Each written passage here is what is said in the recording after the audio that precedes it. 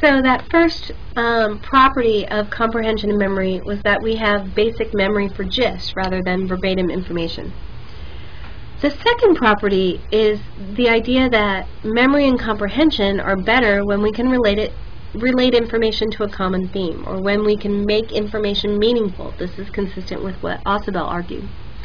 If you remember the doing laundry passage from last week, that's a good demonstration of this. When I first presented you with the passage, it probably just seemed like an abstract and largely meaningless chunk of information.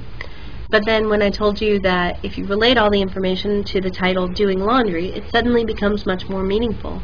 When you actually test this with subjects, they remember a lot more if they've read the title doing laundry than if they receive no title at all. The third property of comprehension and memory is that prior knowledge about a topic can influence your recall and your interpretation of that topic. So now it's time for the next demonstration. Get out the 2 copies of the chessboard that you printed at the beginning of this presentation. Okay, in this demonstration, I'm going to show you a chessboard with several pieces arranged on it. What I want you to do is, as soon as the chessboard appears, just take some time to study the chessboard. Take about 30 seconds to 1 minute to study the chessboard. When you think you have studied it appropriately, I want you to stop the presentation and then look away from your computer monitor and try and draw out where the pieces are on one of the chessboards you printed out at the beginning of this presentation. Alright, here's the first chessboard.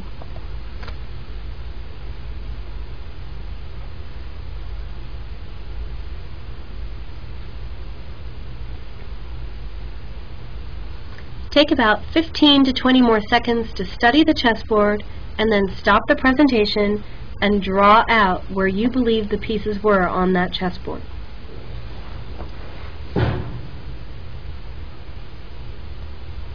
Okay, so by now you should have viewed the first chessboard and then tried to draw out the pieces. We're going to do the same thing with another chessboard. Alright, so here's the second one. Again, try and remember where all the pieces are. Take about 30 seconds. When you're done, stop the presentation and look away from your monitor and try and draw out where the pieces are. When you're done, restart the presentation. So the tasks you just did are taken from a classic psychology experiment by Chase and Simon in 1973. They presented the tasks that you just did to beginning, good, and master chess players, but they use real chess pieces and chessboards. The 2 stimuli for the experiment were 2 different chessboard arrangements. The first one that you did was an actual chessboard configuration taken from the middle of a real game. The second one you did consisted of just random pieces on the board. They were taken from a real game configuration and then the pieces were randomly arranged. Chase and Simon were interested in whether people remembered where the locations of the pieces on the board differently as a function of how much did they have stored in memory about chess. And so did beginner players do differently on these 2 tasks than medium or expert level players.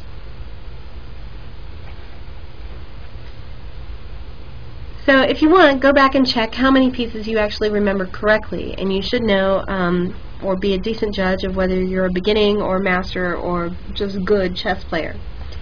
Chase and Simon found that beginning chess players really only put about 4 pieces back in each task. Master chess players, on the other hand, remembered most of the pieces for task 1, but they did just as poorly as the beginners on task 2. So this is based on the idea of how we store information in memory. Experts and novices don't really have different memory capacities for a specific task, or the experts would have also excelled on the random board task. Instead, Chase and Simon suggested that the reason experts did so much better on the actual board task was because they can see large patterns of pieces as meaningful chunks of information instead of as individual pieces. And so this is related to that idea that our prior knowledge about a topic, or how much these chess experts knew about chess, can influence how they interpret new information and how they recall it again later.